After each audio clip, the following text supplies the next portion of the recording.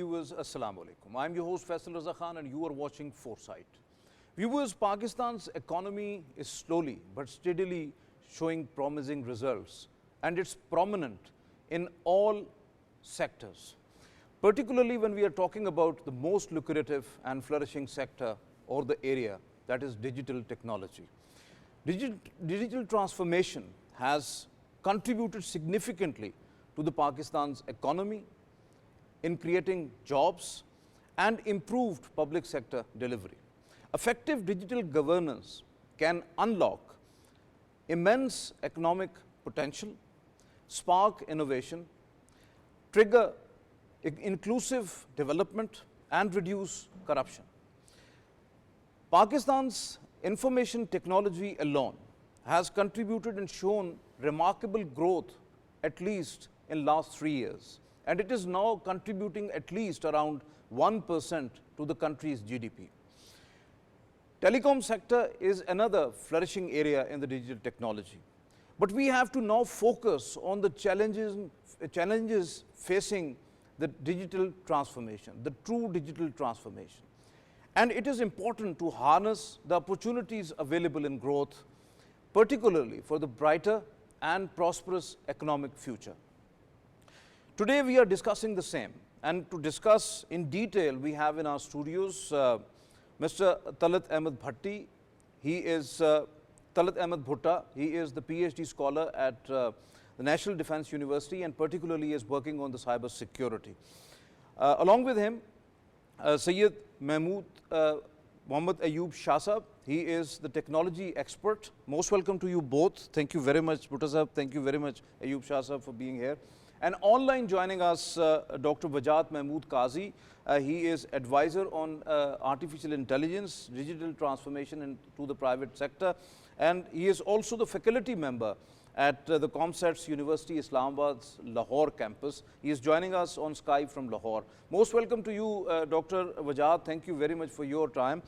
My first question to you, Talasab, State Bank data suggests that information technology sector actually alone is contributing 1% to the GDP. When we are talking about the export surge, that is 33%, reaching 3.2 billion US dollar in financial year 24.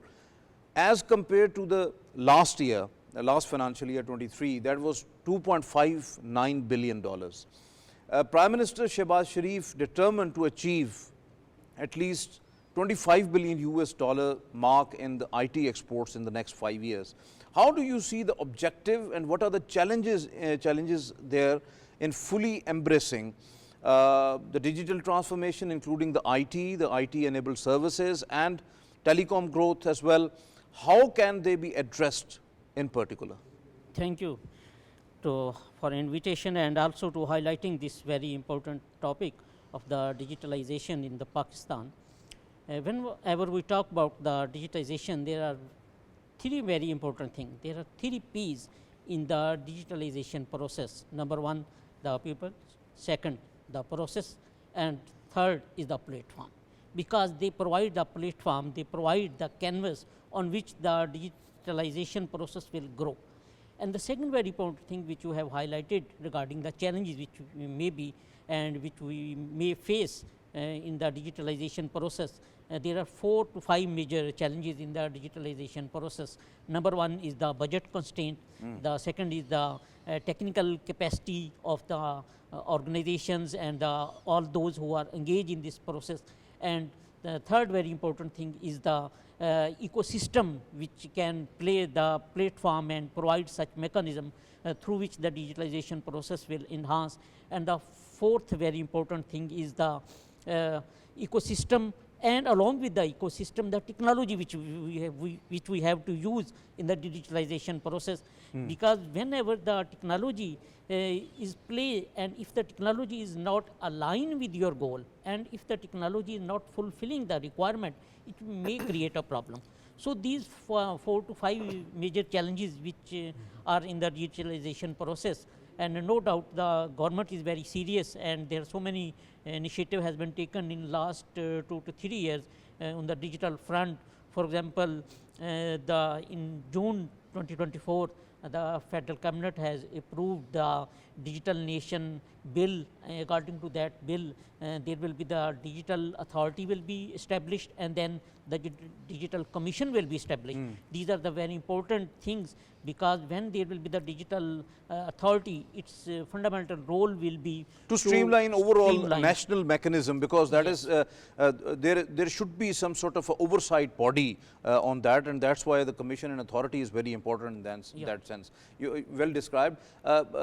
Saeed Mahmood Shah Sahab, do you not think that the state banks increase in the retention limit for the foreign currency in special accounts from 35% to 50%, and efforts to stabilize rupee and inflation nosedive has played a vital role, particularly in export surge when we are talking about IT and other products?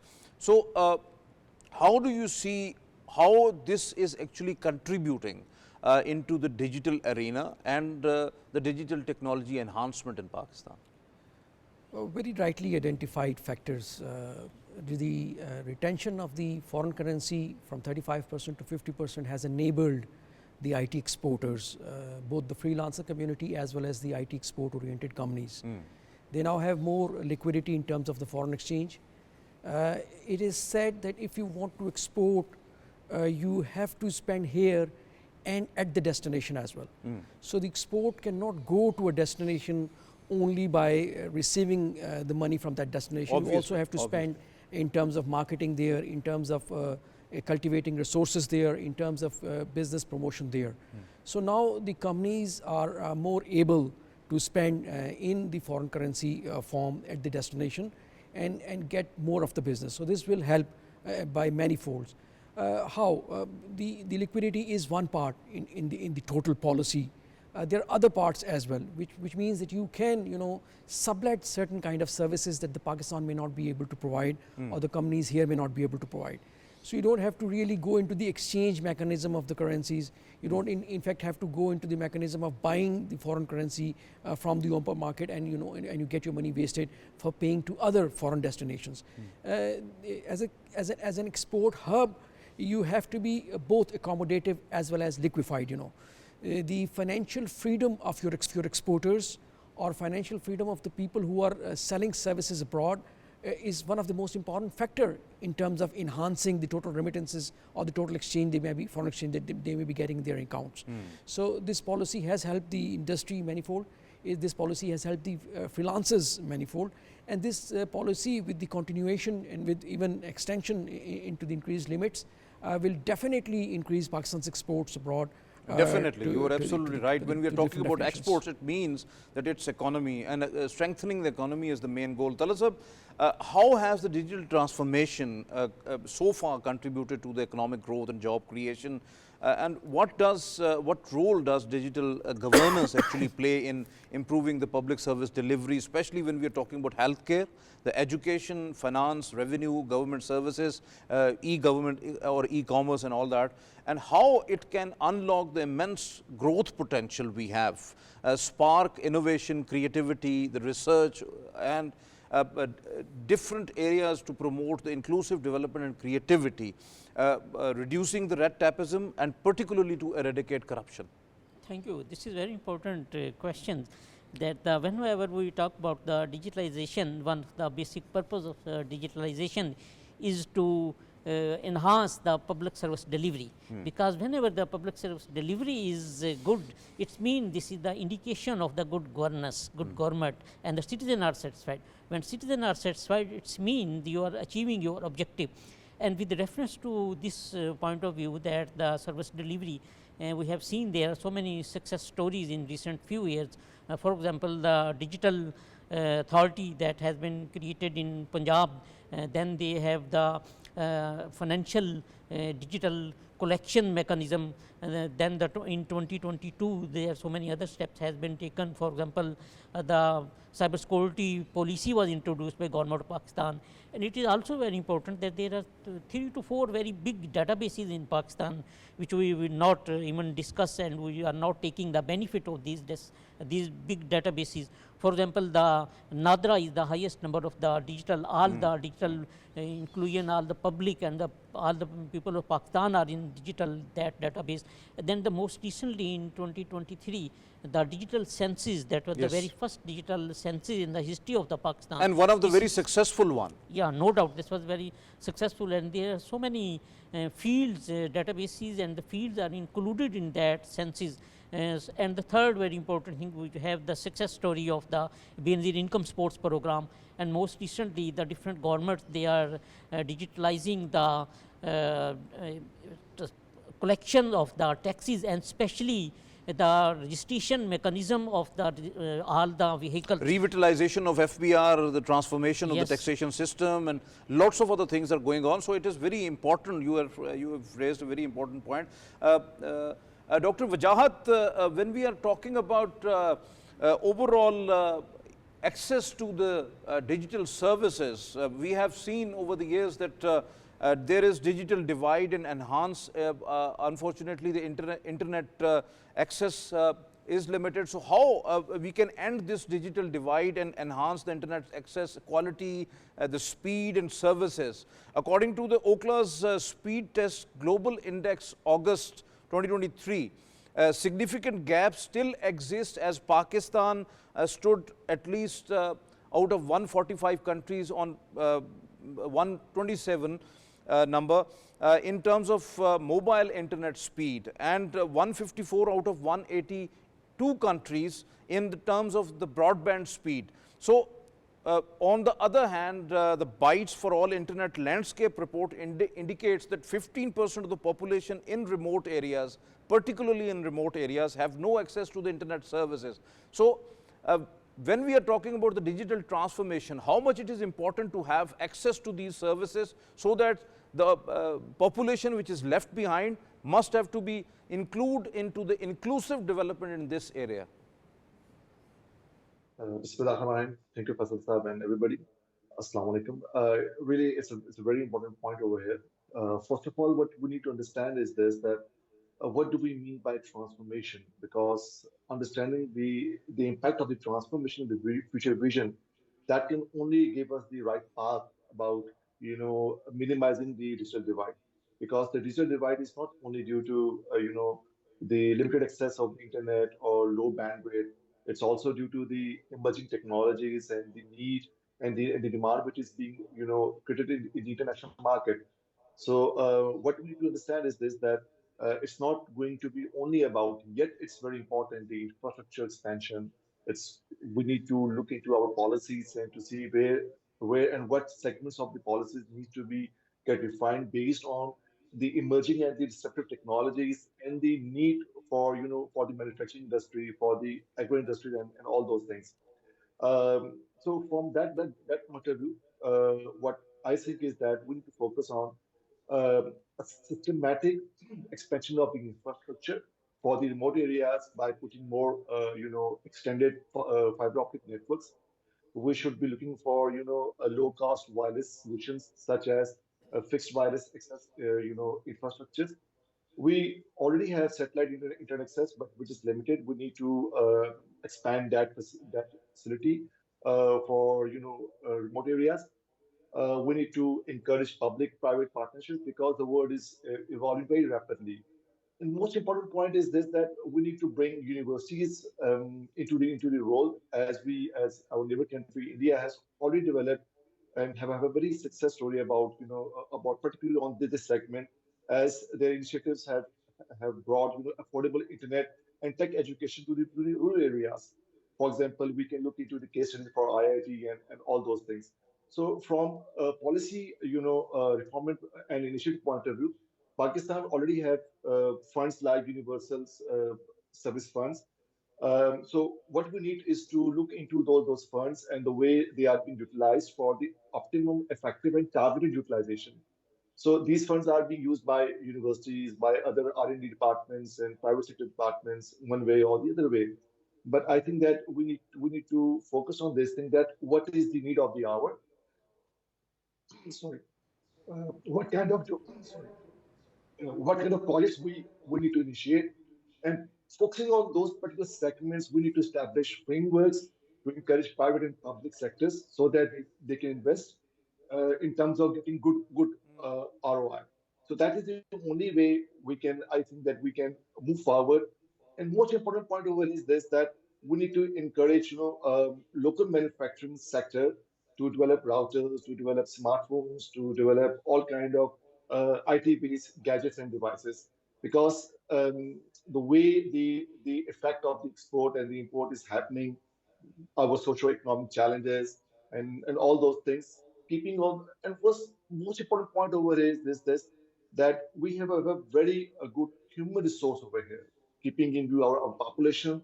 That brings us a very good opportunity. The way the universities are working, the private sectors are focusing on AI and IoT based solutions. So I think that is the segment on which we're focusing. We should be encouraging all kind of sectors to come forward, join hand with the government, with the public sector, with the private sector, Definitely, definitely, and Dr. try to Wajahat, you are try to. absolutely right. Your point well taken. Dr. Wajahat, Pakistan's telecom sector is instrumental in driving the digital transformation with over at least 194 million subscriptions, and tele-density rate is 80.7%. It's according to PTA, and it says that telecom sector have a trillion rupees revenue generation capacity. So how do you see it in terms of digital revenue and economic growth? And when inflation going down, economy getting slightly stable, and well, tele-density rate is actually rising rapidly in Pakistan. So how do you see how to improve the telecom sector overall to have real-time digital transformation across the country? Yeah, I think telecom can play a very vital role over here, particularly in terms of rapid digital adoption. Because when we talk about digital growth, it means that we're talking about the expansion in digital economy, the knowledge-based economy, as well as the circular economy.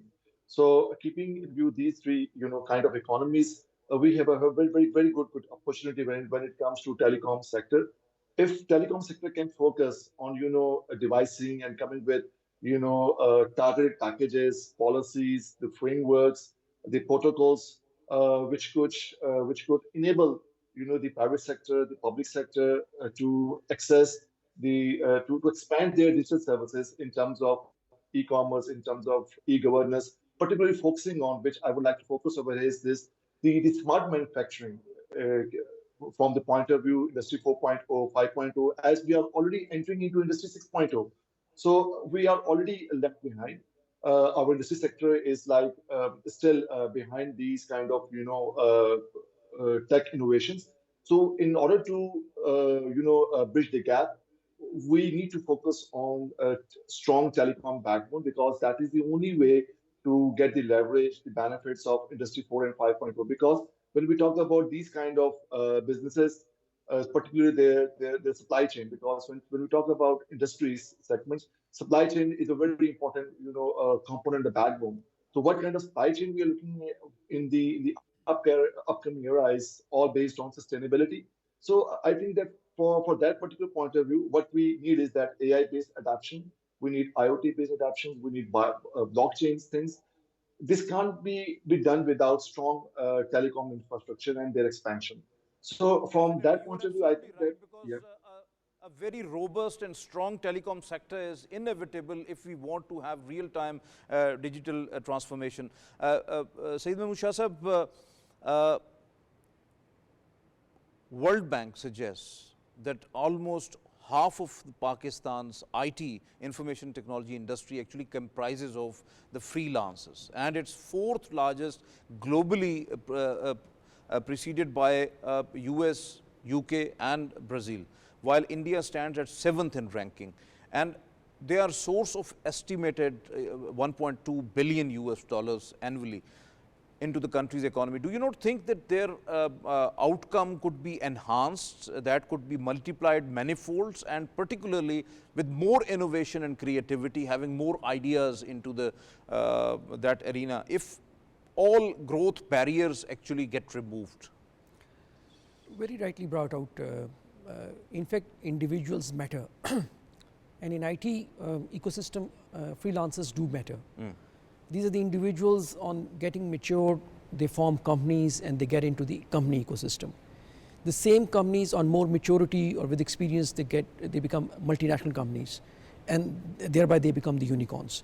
So what I mean to say is, at the heart of the IT ecosystem around the world, the freelancers lie. Definitely. And future belongs to the freelancers. Now, we do have freelancers, but their valuation and their kind of I must say, the packages that they are getting in terms of the financial compensation for their work is much lower in comparison to the world. We have to really skill the people. We are facing, alhamdulillah, youth bulge, and that's a big opportunity. So we have to skill the people, and the people already in the industry have to be upskilled. So we have to upskill the existing freelancers, and then we in certain cases we also have to reskill the people.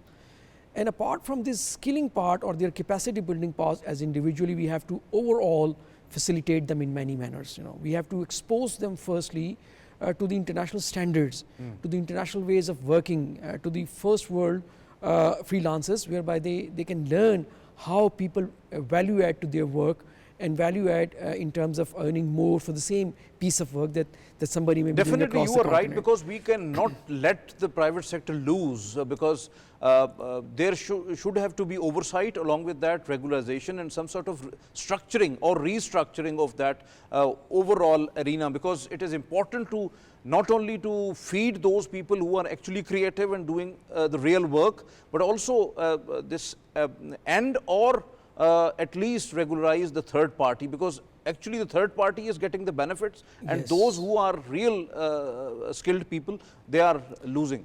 In fact, we don't have any platform. You have very rightly brought out that we need to introduce a platform, and we need to introduce a system of the trust for the money.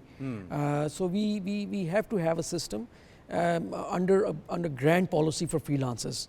We have to evolve a policy that is all encompassing, not only looking at them as individuals, but also looking at them as an individual industry. Definitely, we have to give them confidence that the state is there for them, and the state is looking after them.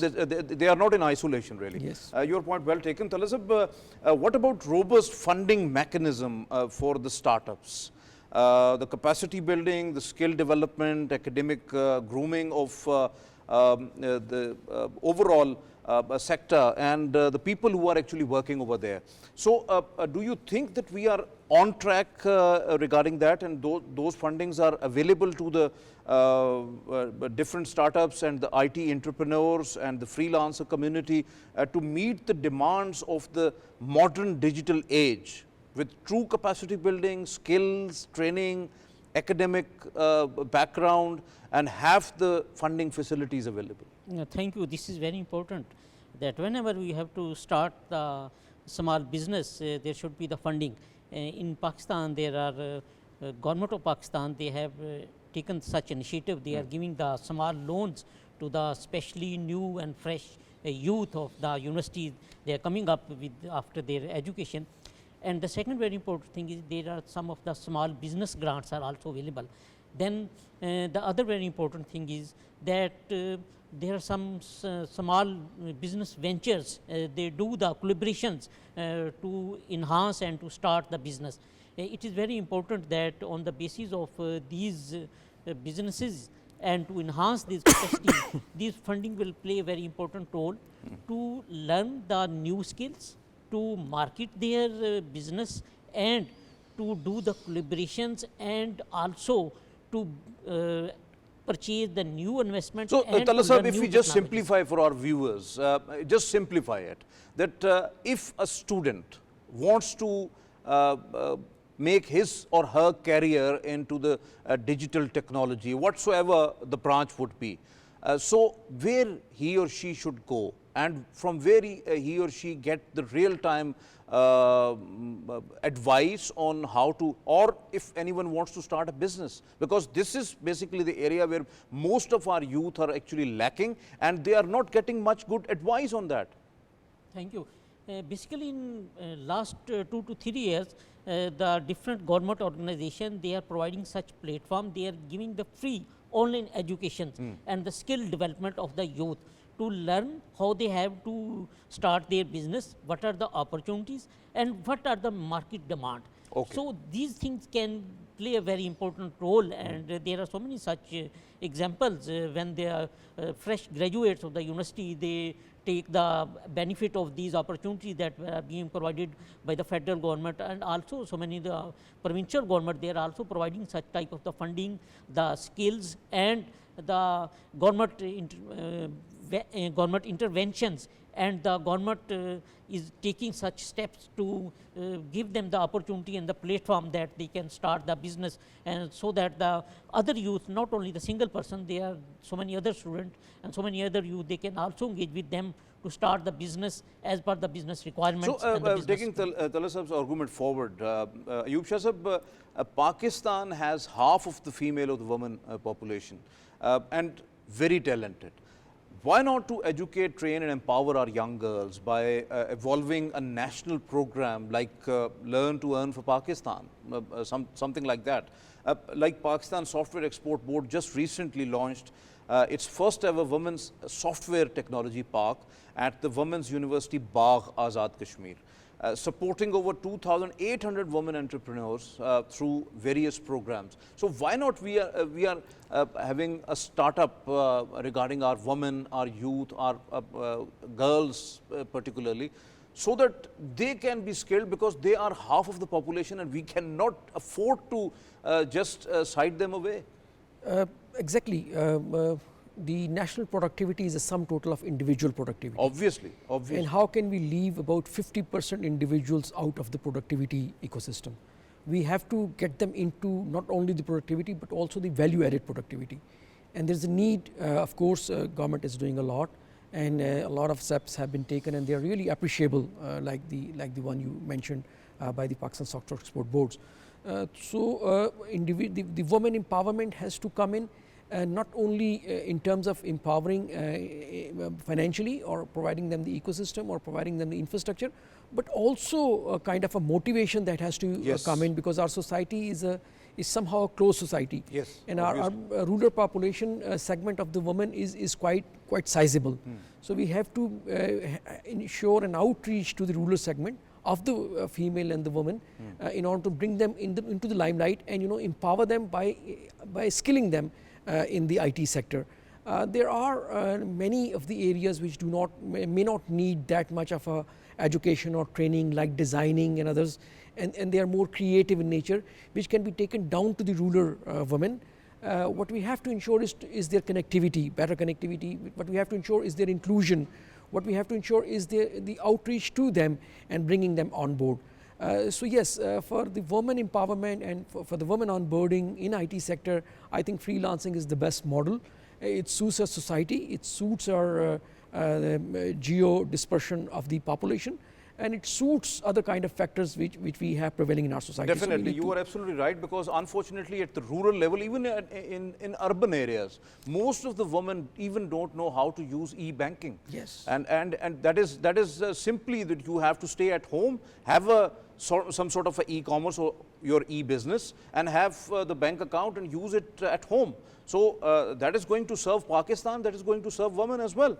So you are absolutely right on that front. Dr. Wajahat, what about the easy access or the soft access to the credit facilities for digital entrepreneurs for strong digital growth, as according to the several reports that only information technology industry is expected to grow to $12 trillion till 2027 globally, while in past the US tech giant Google graded and recognized Pakistan as the digital first country. So how do you see overall benchmarks and the credit facility availability for all the freelancers, the entrepreneurs, IT entrepreneurs, or or anybody who is just having a startup?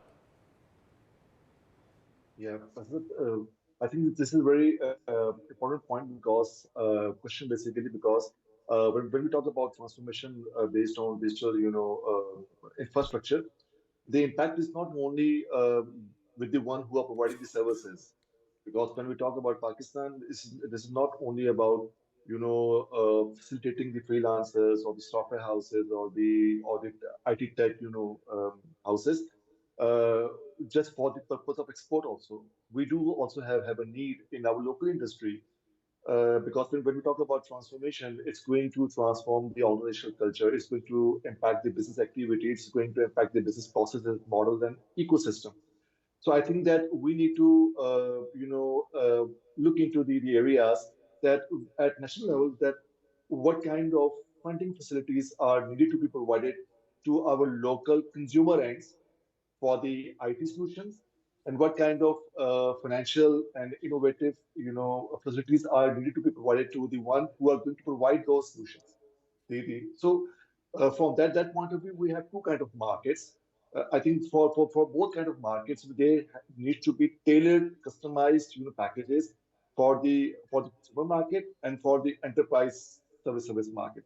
So talking about these two things, I think that we should be looking for financial innovations, some kind of new friendly startup loans, in which maybe from the private sector, because there are a number of investors available who, in terms of venture capitalists, in terms of angel investors, the banks are over there, the government is providing so many facilities. So I think that we need to bring all those financial institutions together, need to have a policy targeting on these two segments.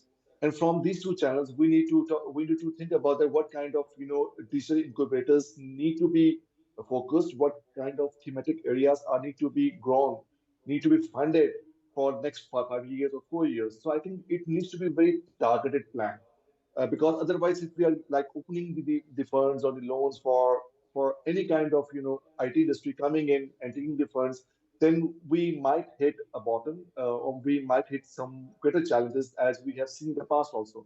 So I think it should be the Definitely, joint you are effort you are from the absolutely government right and the because private sector. you very rightly mentioned that all government and the public-private ventures must have to be at the single platform, including the financial sector.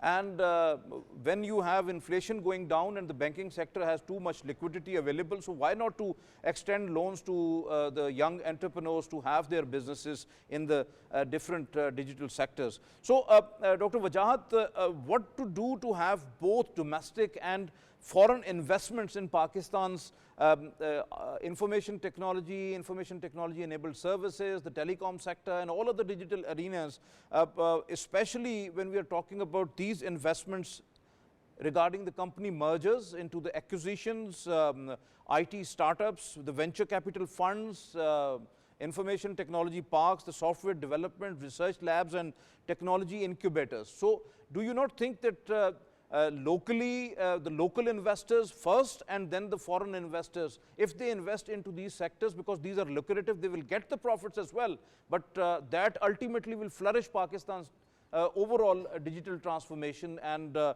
IT sector and the related sectors related to the digital arena? Yes, definitely.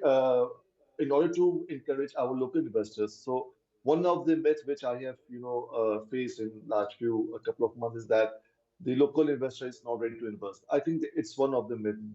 The local investor is ready to invest because IT sector is the only one sector which is seen to be a more profitable one as compared to the other ones in a short period of time. So the kind of challenges what the investors are facing, we have to look from their point of view, first of all, that do we have that kind of frameworks which So can why provide not the them local investor is much interested in investing into the different digital sectors? yeah, What's the they are reason behind? interested, but the problem which they are facing is first of all is the trust factor, which is to be established between our local developers, software houses. Need to establish some kind of ethical frameworks which could ensure both parties that whatever the financial investments are being given, they are being turned into the right profits and all those things. Because recently we have seen that few startups have failed in Pakistan. So the way it was portrayed was a very, in a negative way. Startup fails. Out of 100 startups, one startup may become a unicorn.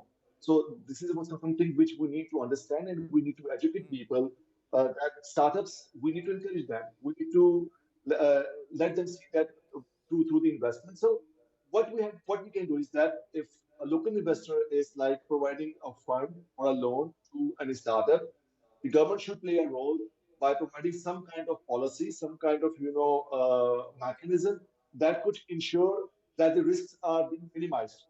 Some kind of regulatory processes should be there with the SCB in terms of, because when we talk about investors, and there is not a single investor who is funding on a particular business. There might be, multiple investors pooling the money and giving to the startups. So in that case, there needs to be some kind of asset factorization mechanism, which could, look at the safety and the security of the investments of the each and every investors. So I think that is one. Obviously, because any kind of investor wants not only wants the security but also the confidence in the market, so that they can not only bring their profits back but also their real-time investments. So they are always available, but we have to take measures and develop some sort of mechanisms on that. Your point well taken, Dr. Wajahat. Ayub Shah Sahab, what do you think about Pakistan as the most financially attractive destination for the information technology outsourcing, as according to the Kearney's 2023 Global Services Location Index, Pakistan's cost competitiveness and the growing talent pool in the IT and IT-enabled services space, solidifying its position as a major player in the global outsourcing market. So how do you see that? Pakistan is one of the ideal destinations for the IT outsourcing, IT and IT enabled services. And there are many reasons for it. Number one, Pakistan has an availability of the resources. And this resource pool is coming up in terms of the quality and service delivery. Secondly is the cost advantage. Doing a particular kind of an IT service, even in the Middle East, has become unaffordable as compared to the Pakistan. So Pakistan is the cheapest as far as the cost of IT service is concerned. Both the development by the companies as well as no doubt the about services. that. No doubt. And the third factor is growing demand in the world. So while the demand is increasing in the world by every day, and the total volume of the IT in the global GDP will be increasing, will be ever increasing till 2050 at least, the demand will keep increasing, and that demand can only be accommodated by the countries like Pakistan, which have youth bulge. So our youth availability is also attracting investments in IT from abroad in terms of the services, and this is likely to grow with the passage of time, and this is likely to accumulate into the bigger investments because our youth is coming up very fastly with innovation, and innovative ideas are coming in. We have now app development in place, which are really innovative apps. Definitely, you are absolutely right. Pakistan is the ideal destination. Definitely. Talat sir, how, if you be brief, because we have run short of time, so how digital revolution impacted the startup ecosystem in Pakistan? What sectors are seeing the most innovation, while how challenges like political instability, inconsistent policies, as Dr. Wajahat was mentioning, especially taxation regime, compounded by the global political and economic jolts, and drastically impacting the fast-paced digital revolution in Pakistan. How do you categorize it? Thank you. No doubt these are the challenges which we are facing, and perhaps not only Pakistan, throughout the world. These things are not in the control of any government or the people. For example, the political destabilization, and especially the global supply chain we have seen in case of the COVID. These things are not in the hand of any person or the country or at global level. The sector which you have pointed out, these are so many sectors. For example, I will like to give the example of the Oil and Gas Regulatory Authority, the gas sectors and the oil sector. They are digitalizing all the licensing mechanism. There are 30 different types of the license of oil, gas, CNG, LPG, LNG. They are digitalizing so that their time may be reduced, and all those investors who are coming from abroad, they can apply online for any type of the license. Then they are digitalizing because digitalization automatically offers you a one window operation in any sort of investment. If you are sitting abroad, if you want to bring that foreign investment into the country, that is the most lucrative area, then you just have to simply digitalize it. Yes.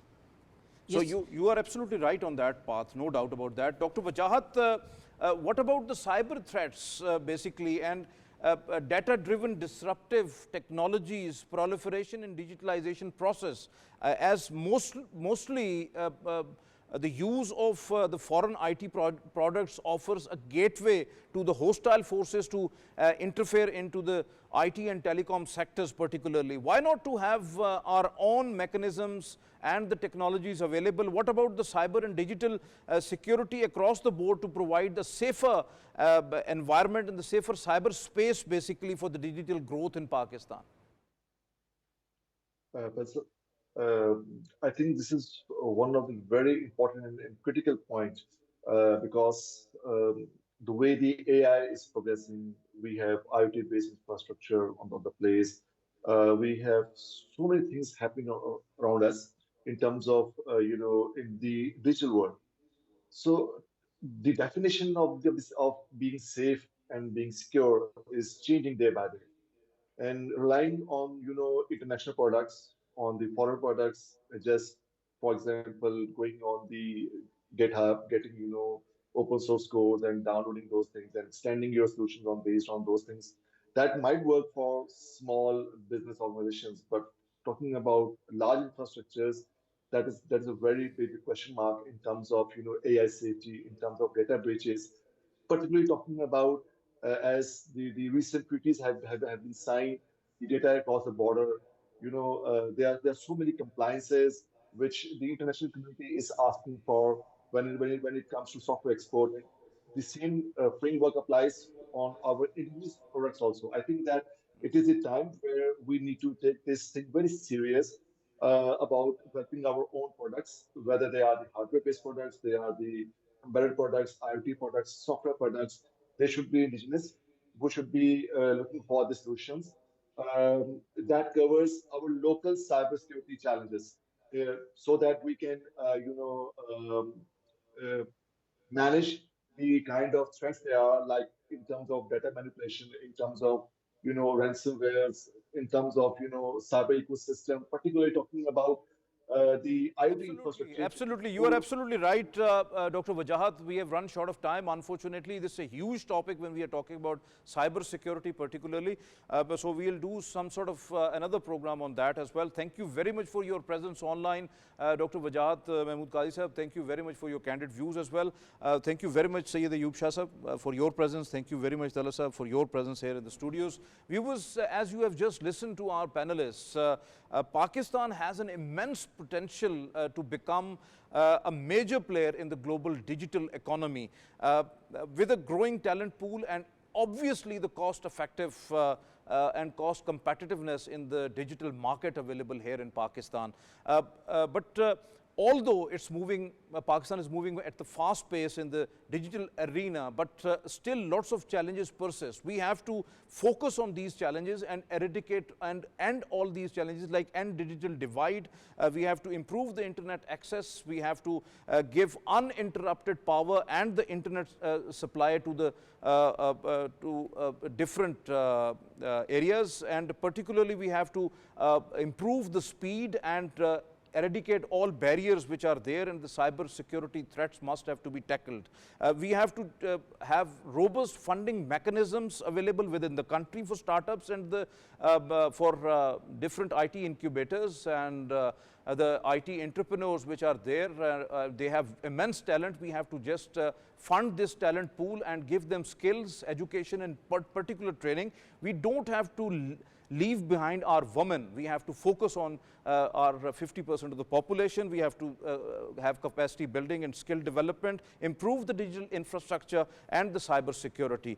The future of the digital Pakistan looks promising, with opportunity for growth, innovation and the job creation. But to attain that success at the national level, we have to have the whole of the nation approach and realistic policies and the tax regime as well, public-private partnership, and bringing not only the local but also the foreign investments into the Pakistan so that we convert these challenges into the real-time opportunities across the board, across the country, for whole of the population. This is today's Foresight. It's time to sign off. Allah Hafiz.